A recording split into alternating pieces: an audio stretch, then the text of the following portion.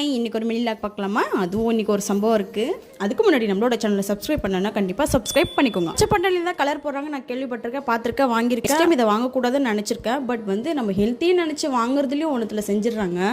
Maximum வெள்ளை உளுந்து தான் யூஸ் பண்ணுறது. சரி, இந்த வாட்டி நம்ம கருப்பு உளுந்து யூஸ் பண்ணி பார்க்கலாம் அப்படின்னு சொல்லிட்டு வாங்கிட்டு வந்தது தான்.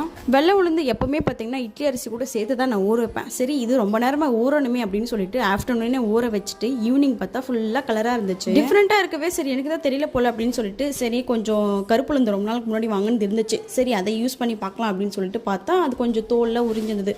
அப்போ இதுதான் ஒரிஜினல் போல் அப்படின்னு சொல்லிட்டு சரி இதை ஒரு 20-25 டைம்ஸ் மேலே வாஷ் பண்ணியிருப்பேன். அதுக்கப்புறம் தாங்க அது கலரே போச்சு. சரி, இப்போ கருப்பு உளுந்து வடை செய்யவே எனக்கு அது ஞாபகம் வந்துச்சு. அட நம்ம இந்த மாதிரி வாங்கணும் இல்லையா அப்படின்னு சொல்லிட்டு மார்னிங்கே 6 o'clock எழுந்திரிச்சிட்டு கோலம்லாம் போட்டு முடிச்சுட்டு டிஃபன்லாம் செஞ்சு சாப்பிட்டு முடிச்சாச்சு. நெக்ஸ்ட் ஆஃப்டர்நூன் இல்லையா, ஸோ வடை சாப்பிடணும்னு தோணவே சரி கொஞ்சம் பருப்பு ஊற வச்சிருந்தேன். அதையும் செஞ்சு ஸ்டார்ட் பண்ணிட்டேன். சின்ன வயசில் நான் டோரா புஜ்ஜி பார்த்துட்டு இருப்பேன். இப்போ நானும் என் பையனும் சேர்ந்து டோரா புஜ்ஜெல்லாம் பார்த்துக்கிட்டு இருக்கோம். அதுக்கப்புறம் ஆஸ் யூஷுவல் என்ன செய்வோம், சாதம் பருப்பு சாம்பார் அப்புறம் பொரியல் தான் பண்ணியிருந்தேன். அவரைக்காய் வாழைக்காய் போட்டு அதுக்கப்புறம் வடையும் மேட்ச் பண்ணியாச்சு. சரி, இந்த வடையை ஒரு ஃபர்ஸ்ட் பேட்ச் வரையும் போட்டு முடிச்சுக்கலாம் அப்படின்னு நினச்சேங்க. அப்புறம் நம்ம அதை வச்சுட்டோம்னா அப்புறம் நாளைக்கு ஆகிடும், அப்புறம் மறந்துடுவோம் அப்படின்னு சொல்லிட்டு சரின்ட்டு கையோடையே முடிச்சிட்டேன். வடை போட்டுக்கிட்டே இருக்கிறப்ப இந்த முலாப்பழத்தோட விதை நான் எடுத்து வச்சிருந்தேன். அது கொஞ்சம் ட்ரை ஆனதுக்கப்புறம் சாப்பிட்டு பார்த்தா டேஸ்ட் நல்லா தாங்க இருந்தது. கொஞ்சம் ஆயிலாக நார்மலாக அந்த பம்ப்கின் சீன்ஸ் எப்படி இருக்குமோ சேம் அதே மாதிரி தான் இருந்தது. வடையெல்லாம் போட்டு முடிச்சு டயர்டில் அப்படியே கொஞ்சம் நேரம் உட்காந்தாச்சு. அதுக்கப்புறம் பார்த்தீங்கன்னா சாப்பிட்றப்ப என் பையன் சியர்ஸ் பண்ணுறாரு.